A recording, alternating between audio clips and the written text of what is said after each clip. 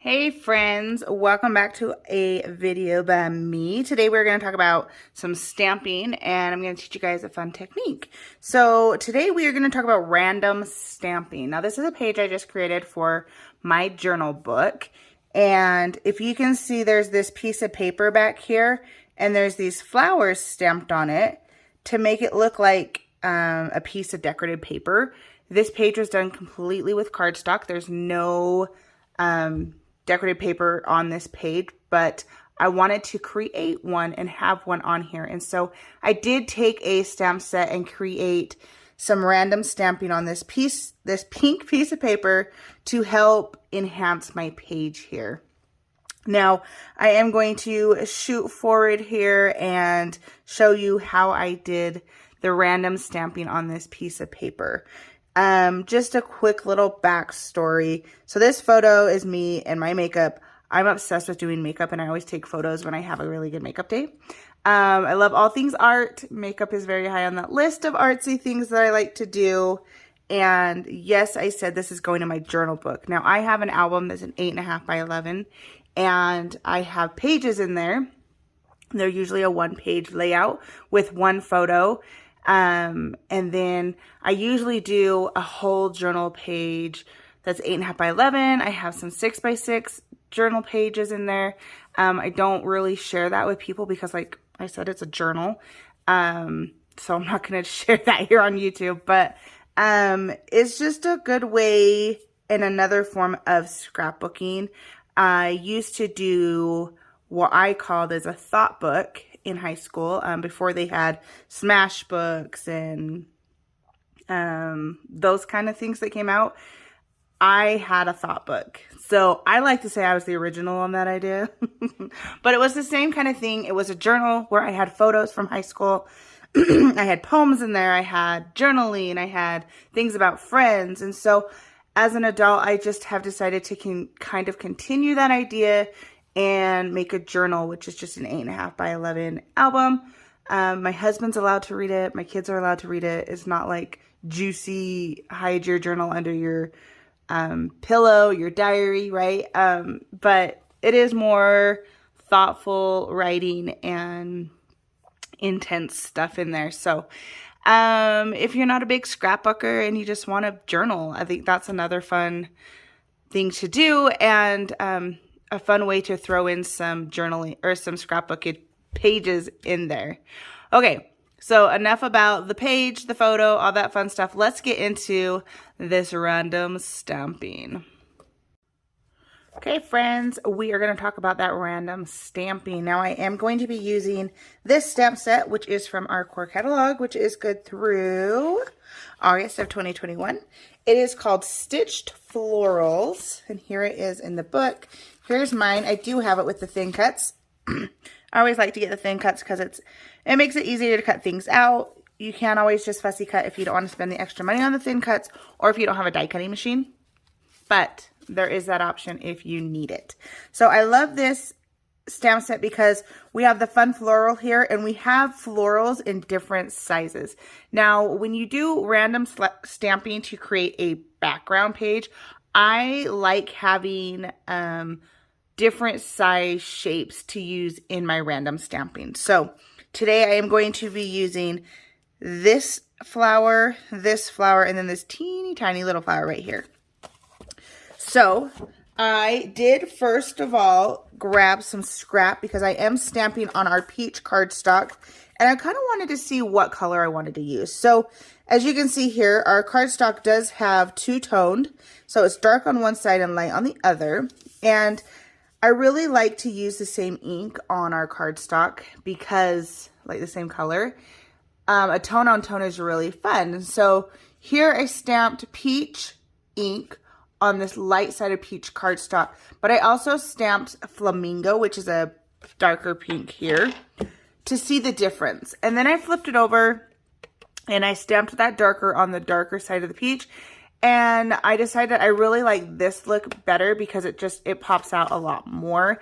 And with this page that I'm creating, I do want this piece to pop out more. So I did practice first. So I do recommend practicing.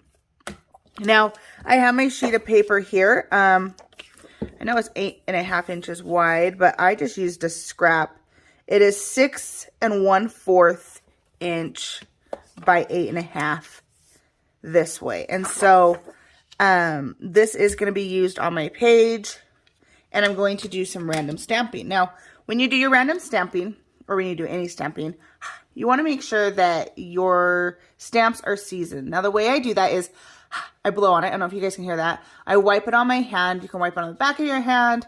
Basically, what that's doing is, mostly you want to do it on a brand new stamp, but it's getting that manufactured film off of it. So you're kind of cleaning it, kind of just getting it seasoned, as we call it, for stamping. The other thing you want to remember to do is twist, twist, tap, tap for your ink onto your block. And then we're going to start stamping. Now, I'm going to grab a piece of scratch paper to put under here because I do want to do some stamping off of my paper here. And so we're just going to start in the middle here, okay? And I like to press down and hold my stamp there for just a minute. I do have a foam underneath me. If you do not have a Versamat, as you can see, that was our Versamat, the backside's foam. You can always use the foam that comes in within our stamps. Every stamp set you order will have one of these, which will make it easier for you when you're stamping. Okay, so getting back to our stamping, this, I just stamped right in the middle, okay? And I'm going to ink up my stamp again, and I'm going to do a second stamp. Now, I'm going to do it up here, okay? Now you have two images. Now, to random stamp and to make it look random but not be random, we're going to want to make a triangle out of these. So I have 1, 2. We're going to make the third point of our triangle. Okay? So I have a triangle there. And then we're going to take 2 more and make a triangle. So you're always taking 2 of your images and making a triangle. Whether that triangle is uniform to the first triangle or not, you're still just making triangles. So I took 1, 2, 3. 1, 2, 3, which is 1, 2, 3. 1, 2, 3. So I don't need one there. 1, 2, 3. 1, 2, 3. 1, 2, 3. I am going to, even if it's off your page, it's going to look uniform because you have that triangle. So I have this one, 1, 2, 3, which 1, 2, 3. Okay, so that's our base, that's our start. Now you can leave it at this and just do your 1, 2, 3 making triangles, and it looks really good. It looks like it's a random back stamped page without it being, you know, a cluster over here and then some really far apart. Now, I'm going to clean this real quick so I don't accidentally drop it on my page or anything. Then you're going to get your next size down image, okay? I'm going to season that. Twist, twist, tap, tap. And we're just going to go kind of in the centers of these triangles, but not every triangle. So we're going to do one there. So it's in the middle of that triangle, but I'm not going to do a middle one of that triangle.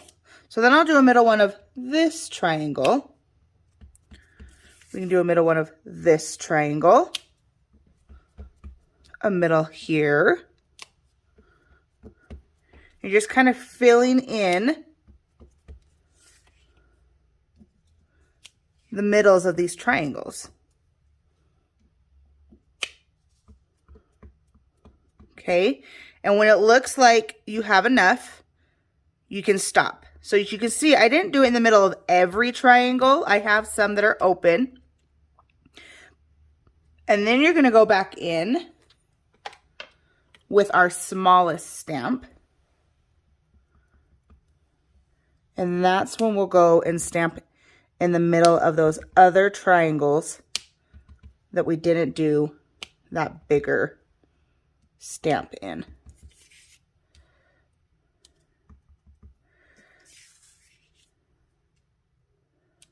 Okay. And then you have, let's just do one more over here. A random background stamped page without it being totally random. It's uniformly random. For all of you OCD people out there like me. Okay, so it's a really fun technique. You can do different colors. You could do it with different stamps. It doesn't have to all be the same kind of image. It can be different images. It makes it really fun to do different things, especially if you don't have a lot of B&T or background and texture or decorative paper, all of the same thing. You can make your own. And you can do this for scrapbook pages. You could do it for cards, all sorts of things. I love it. Hopefully you guys can practice this technique and do a little bit of fun stamping yourself. Thank you for watching. If you would like to see more like this, make sure to hit that subscribe button. I'd love to have you join me back for another video. Talk to you guys later. Bye.